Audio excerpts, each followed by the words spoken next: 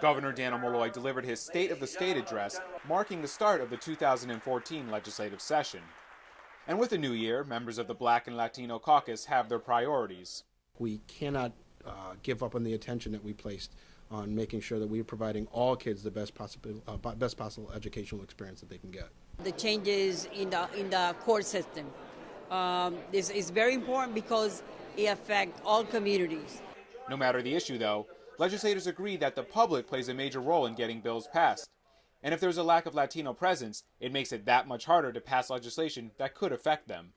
And that's one thing that we're missing. We need Latinos here, fighting for their rights and whatever is good for them. One way to do that is to testify on a bill. Do your homework on whatever you're advocating for. Be very succinct. You get 3 minutes, but perhaps making your major point in the first 30 seconds of your testimony is probably the best way to get your point across. And be persistent about it. You come testify once, follow up with emails to members of the committee, follow up with emails or phone calls to your own individual legislator. But you don't need to come to Hartford to contribute. There are plenty of things you can do in your hometown.